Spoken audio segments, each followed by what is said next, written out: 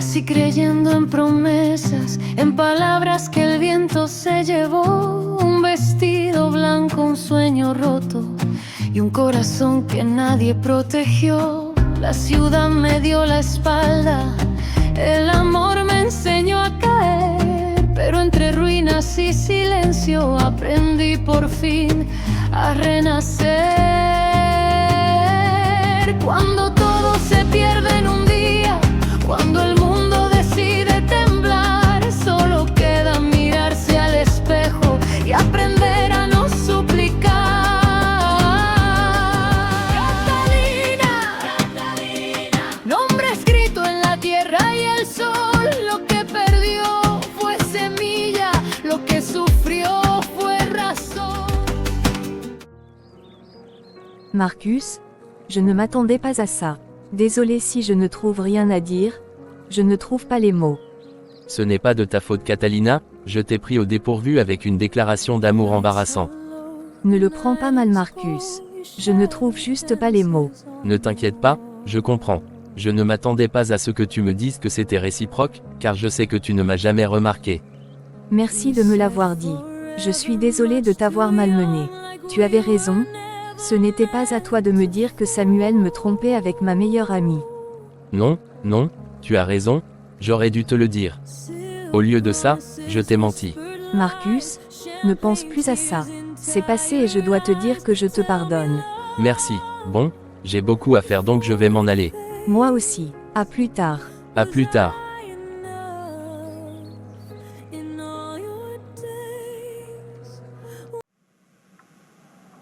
Samuel, qu'est-ce que tu fais?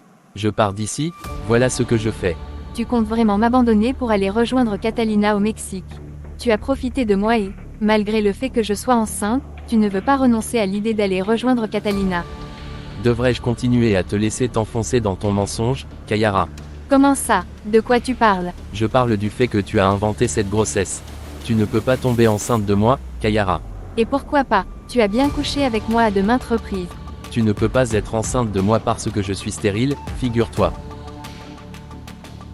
Lorsque j'avais 12 ans, je suis tombé de cheval et j'ai failli rester paralysé. Je suis devenu stérile à cause de ça. Tu comptes continuer à dire que tu es enceinte pour me garder auprès de toi. Maintenant Kayara, laisse-moi passer, je vais m'en aller d'ici.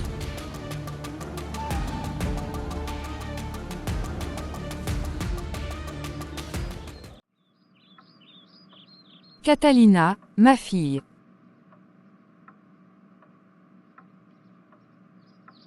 Qu'est-ce que tu fais ici maman? Eh bien, même si tu vas ni avoir besoin d'aide, je sais que tu as besoin d'un peu de soutien émotionnel ces temps-ci. Donc, je suis venue pour te soutenir, ma fille. Ce n'était pas la peine de faire ça pour moi maman. Je vais bien. Et je viens à peine d'arriver. Mais enfin, je sais que ça ne va pas pour toi. J'espère m'habituer à ici comme avant. Car je ne suis pas venue ici depuis longtemps. Ma chérie, à vrai dire, je voulais aussi te parler d'autre chose. Qu'est-ce qu'il y a maman? Dis-moi. Ma fille, une enquête a été ouverte sur la mort de ton père. Apparemment, quelqu'un a délibérément coupé les freins de la voiture de ton père pour le tuer. Oh mon Dieu, je n'arrive pas à le croire. Nous devons tous aller au commissariat demain, j'ai reçu un appel de la commissaire Adriana en venant ici. Il n'y a pas de problème. De toute façon, je comptais aller à l'entreprise demain. Donc on ira tous ensemble parce que ta cousine Giulietta est là aussi. D'accord maman.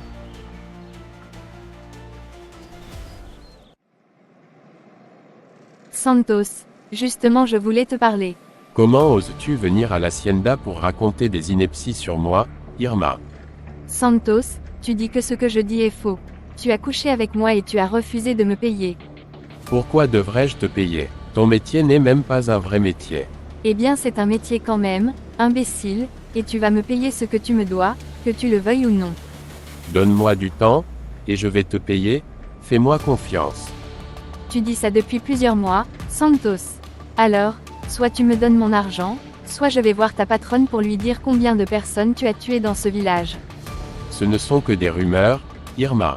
Je n'ai tué personne. Moi j'ai des preuves que tu as effectivement tué ces personnes, Santos. Ne me sous-estime surtout pas. Alors tu n'as pas peur que je te tue comme ces personnes. Bien sûr que non. J'ai des amis qui gardent les preuves dont je dispose. Moi, j'ai les copies. D'accord Irma, mais donne-moi un peu de temps. Je te donne une semaine, pas plus. Catalina, tu es partie de Mexico pour venir ici sans me prévenir. Désolé, je croyais t'avoir envoyé un message. J'avais absolument besoin de m'éloigner. Et je te comprends, après tout ce que tu as vécu ces temps-ci. Oui, j'étais vraiment perturbée. Tu penses encore à Samuel. Tu es toujours amoureuse de lui. Désolée Giulietta, je préfère ne pas parler de lui pour l'instant. Bien sûr, je comprends. Hilda, voilà de belles retrouvailles. Je suis heureuse de te voir. Madame Montenegro, comment allez-vous? Appelle-moi Rebecca, voyons. En fait, la perte de mon mari me laisse un grand vide. Je comprends. Monsieur Montenegro était un homme exceptionnel. Votre fille Catalina le reflète parfaitement. Je trouve aussi. Écoutez, je dois vous dire quelque chose avant que vous ne vous en aperceviez. Qu'est-ce qu'il y a, Hilda? Santos travaille ici. Votre mari l'a fait gérant de cette hacienda depuis longtemps. Quoi? Mais je n'étais pas au courant. Oui, je sais, votre mari ne voulait pas que ça vous dérange. Ça me dérange, et même beaucoup, que Santos, le fils de cette profiteuse, soit ici. Comme c'était la décision de Ramsès mon mari, je vais la respecter maintenant qu'il est mort. Mais si ça dépendait de moi, Santos serait déjà hors de cette hacienda.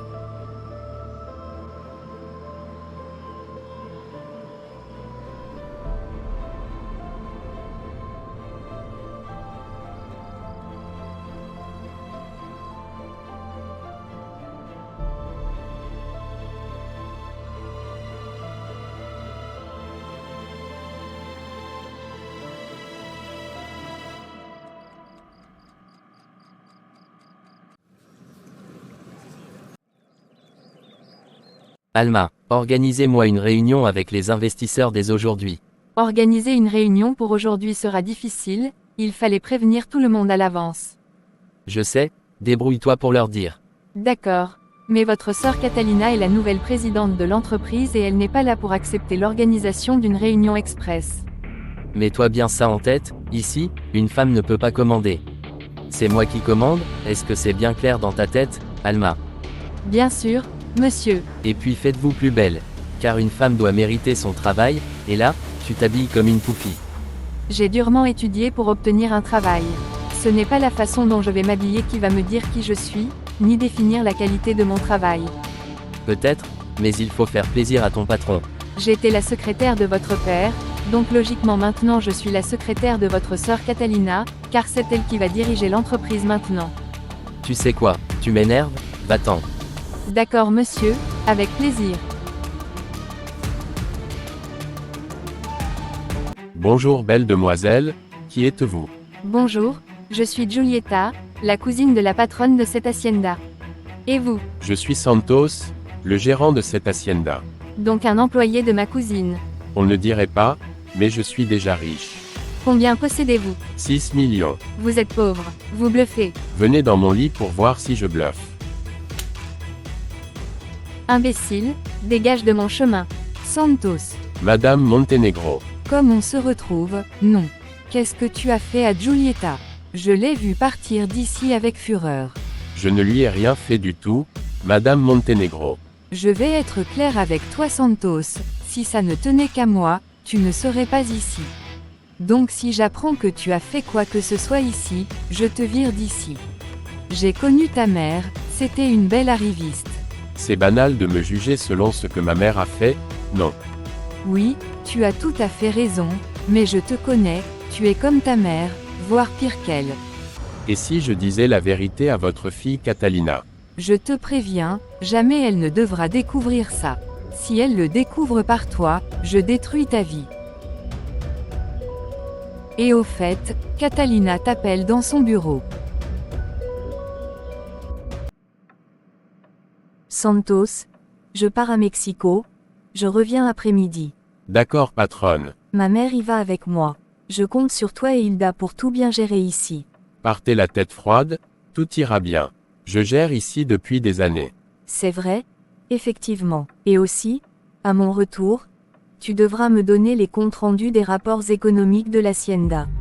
Est-ce que c'est compris? Bien sûr.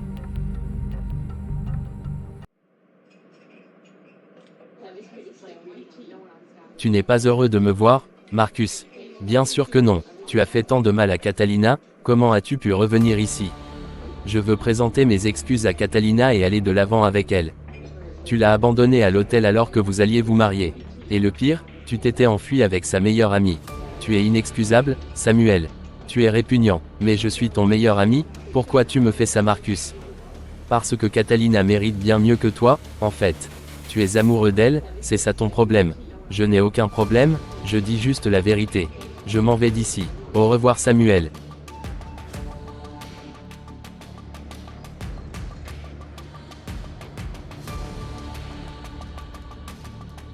Alma, où est mon frère Bruno? Il est en réunion. Une réunion. Et avec qui? Pourquoi je ne suis pas au courant? Il m'avait demandé d'organiser une réunion d'urgence avec tous les actionnaires. Alma, désormais vous travaillez pour moi, pas pour mon frère Bruno. Tu n'as pas à suivre ses ordres, d'autant plus sans m'en informer. Désolée, mademoiselle Catalina. Bonjour. Je crois qu'il serait nécessaire que la présidente de l'entreprise soit ici dans la réunion, non?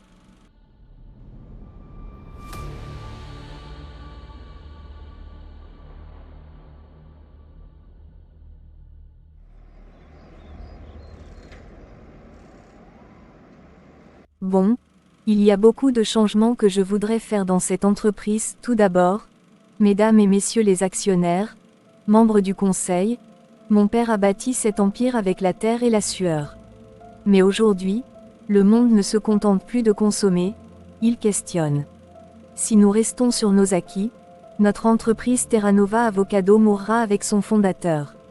Mon plan de modernisation, Horizon 2030, ne vise pas seulement à augmenter nos marges, mais à garantir notre survie sur le marché mondial. Nous allons rompre avec l'agro-industrie du siècle dernier. Cela commence par une transition immédiate vers l'agriculture de précision, l'installation de capteurs hydriques et l'usage de drones pour réduire nos déchets et optimiser chaque hectare. Nous allons certifier 100% de notre production en commerce équitable et agriculture biologique. Pourquoi? Parce que le marché européen et américain est prêt à payer le triple pour un produit qui garantit le respect de l'environnement et de l'humain. Enfin, et c'est le point le plus crucial, je lance un audit interne complet. La transparence sera notre nouvelle identité. Nous allons régulariser chaque contrat, chaque titre de propriété et supprimer toute pratique opaque héritée du passé. Nous ne serons plus simplement une exploitation mexicaine prospère, nous deviendrons la référence éthique du marché global. C'est ainsi que nous honorerons l'héritage de mon père, en le rendant indestructible face aux normes de demain. Écoutez, ma sœur vous vend un rêve pour les magazines, mais moi je vous parle de pouvoir. Pendant qu'elle s'amuse avec ses drones et ses labels bio, nos concurrents nous mangent. Mon plan est simple, l'expansion totale. On ne va pas demander poliment des certifications, on va absorber chaque hectare de la vallée, de gré ou de force, pour devenir le seul fournisseur incontournable du continent. On oublie l'éthique, on mise sur le rendement pur avec nos nouvelles semences expérimentales et on sécurise nos propres routes avec notre flotte privée. On ne sera plus des fermiers qui attendent la pluie, on sera ceux qui contrôlent le marché. Soit on accepte de prendre ces risques massifs maintenant pour régner sur l'industrie, soit on regarde Terra Nova Avocado devenir une petite coopérative polie et insignifiante. Bon, nous allons voter. Que ceux qui votent pour mes propositions applaudissent maintenant.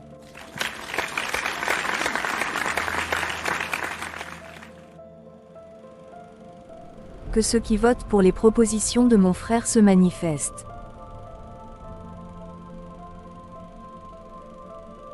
Bon, ok, donc nous allons procéder comme j'ai dit alors.